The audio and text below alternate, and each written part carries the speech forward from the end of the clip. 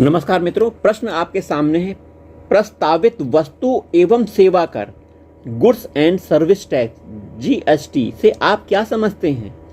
इससे अर्थव्यवस्था को क्या लाभ हो सकता है? राज्य सरकारों को इससे किस प्रकार की आपत्तियां हैं? तो हम आज इसी विषय पर चर्चा करेंगे। नमस्कार मित्रों, आरवी आईएएस क्लासेस में आप सभी का हार्दिक स्वागत है।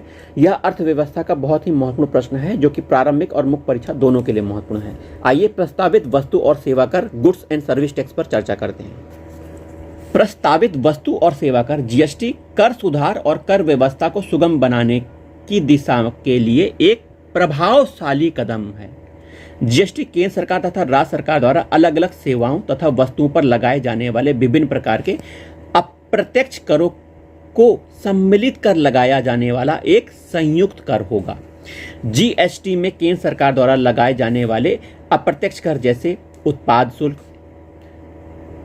काउंटर वेलिंग शुल्क, सेवा कर इत्यादि तथा राज्यों द्वारा लगाए जाने वाले मूल्य वर्धित कर VAT, value added tax, octroi, प्रवेश कर, विलासिता कर इत्यादि सम्मिलित होंगे। जीएसटी के लागू होने से हमारी अर्थव्यवस्था को कई प्रकार से लाभ मिलेंगे, जिसमें कुछ प्रमुख हैं, ध्यान से सुनिएगा। पहला लाभ है विभिन्न करों को एक साथ सम्मिलित कर देने से आम जन को अनुपालन में सुविधा होगी। रिटर्न भरने से लेकर टैक्स जमा करने तक आसानी से डिफॉल्टर्स की संख्या घटेगी, जिससे कर राजस्व में इजाफा होगा। इससे इनवॉइसिंग आदि में सुविधा होगी। यह ईज ऑफ डूइंग बिजनेस को प्रोत्साहित करने की दिशा में एक महत्वपूर्ण कदम है। तीसरा लाभ, जीएसटी के आने से अंतरराज्य इंटर स्टेट खरीद बिक्री में वृद्धि होगी और पूरा देश एक एकीकृत बाजार के रूप में उभरेगा। वर्तमान में इंटर स्टेट खरीद पर दिए गए सेंट्रल सेल्स टैक्स सीएसटी का इनपुट टैक्स क्रेडिट नहीं मिलता है, जो कि अंतरराज्यीय व्यापार में नकारात्मक भूमिका निभाता है। चौथा लाभ, इसी प्रकार प्रवेश कर के हटने से भी बड़ा लाभ होगा। इससे सड़क मार्ग से एक राज्य से दूसरे राज्य जा रही वस्तु को लंबे समय तक चेक पोस्ट पर खड़ा नहीं रहना पड़ेगा। द इकोनॉमिस्ट की रिपोर्ट के मुताबिक भारत में लंबी दूरी तक सामान ढोने वाले ट्रकों को 60% समय खड़े खड़े बर्बाद होता है और इससे राज्य की सीमाओं पर भी अच्छा खासा समय जाता है। इस प्रकार कई मामलों में जीएसटी के आने से हमारे उत्पाद में वृद्धि, अंतोगत्वा जीडीपी में वृद्धि होगी।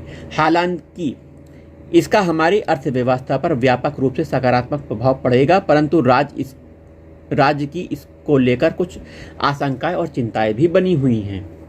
वर्तमान स्थिति में सभी राज्य एक ही वस्तु पर अलग अलग कर लगाने को स्वतंत्र हैं। राज्य सरकारें आवश्यकता अनुसार इन्हें बढ़ा घटा भी सकती हैं, परंतु जीएसटी के कार्यान्वयन के पश्चात उनकी ये स्वतंत्रता चली जाएगी।